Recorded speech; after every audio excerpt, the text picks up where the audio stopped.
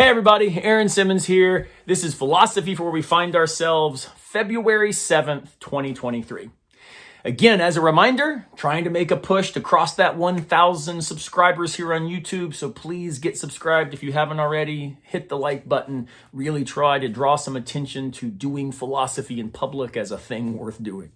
And also, if you haven't yet signed up for my newsletter, head over to jaaaronsimmons.com. Sign up for that email, and you'll be getting one at the beginning of every month with really cool music recommendations, trying to make you aware of other philosophers doing really cool public work, and also some ideas of my own that are not made available here on YouTube. Exclusive content for those who sign up for the email.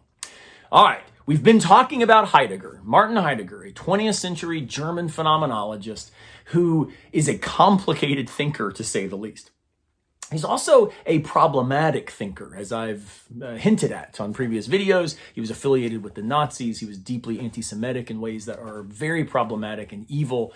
And yet, he offers us ideas for how to live in the world in really compelling ways that I think are worthy of our attention, even if we use those very ideas to reject Heidegger's own lived practice. So we've done a couple videos on some of his big ideas, and today I want to extend it one more step and talk about his idea of tradition. Heidegger says in section 6 of Being in Time that we have to destruct the history of Western ontology. Now, as somebody commented on one of my Heidegger posts last week, what a bunch of word salad. I get that. That's entirely fair. Whenever you start talking like Heidegger or using his technical vocabulary, it can certainly sound just like a bunch of garbled nonsense. But here's the thing. When he says destructing the history of Western ontology, what he really means is something quite simple and something that is important for all of us. It's simply this idea. We often inherit the answers that others have given to questions that we therefore no longer ask. What would it look like if we let ourselves ask the questions to which they offered those particular answers that now structure and guide the way we navigate the world? In particular, what about Plato, Aristotle, the Greek philosophers? Heidegger says if we go back and underneath their texts, we say, what is the question to which their philosophy was offered as an answer? Maybe we can then begin to understand why we have forgotten these really important questions. And the reason is because we inherited their answers as obvious, as just the case, as somehow framing the way we navigate the world. When we do this, he says, we live internal to what he calls traditions. He says we're entangled in them, kind of like a web, right, that you can't quite get out of. I once had a landlord who was coming over to fix the mini blinds in the house that my wife and I were renting.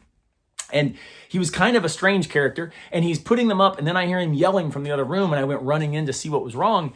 And he, in fact, had the mini blinds, almost like a Mr. Bean skit or something. It was all over his body. He was through the middle of the mini blinds. His feet were coming out one side. His hands were coming out the other. He was absolutely entangled in the blinds. I had to help him get untangled. He wrecked the blinds. We had to buy a new set. But the idea is when we get entangled in something, it becomes hard for us to move freely. And this is what Heidegger says about tradition. Tradition is the framing by which we make sense of things. When we become entangled, unfortunately, though, it becomes very hard, Heidegger says, to use our own leadership relative to our choices. We no longer lead and guide our own conscience relative to how we make sense of things. Instead, we take the world as already interpreted, already made sense of, and already closed down relative to possibilities. It's just there. It's obvious. It's already assumed. It's settled. This is why when we go back to the questions that Plato asked, rather than simply appropriating the answers to those questions that he offered, we allow ourselves to say, even though I study Plato, even though I understand what the tradition has offered, is it right? Is it the only way to see things? Is there a better way forward? What if we asked this question ourselves? In this way, Heidegger is basically echoing Soren Kierkegaard when Kierkegaard said that every generation must learn what is essential for themselves. That doesn't mean we don't learn from history. It means that will history count as authentic and true for us? That question, will we say yes to this, or will we say there's a different way to see it? When Heidegger says we've got to destruct the history of Western ontology, we can actually set aside the technical vocabulary, the word salad, and simply recognize that he's inviting us to be invested in deciding what it will mean to be the people we are. Tradition is not bad, it's necessary. But it is also something that if we are not attentive to, it can close down the possibilities for our making sense of who we are, why we are, and why it matters. So, should we go about destructing the history of Western ontology? I don't know. That's probably best left to professionals.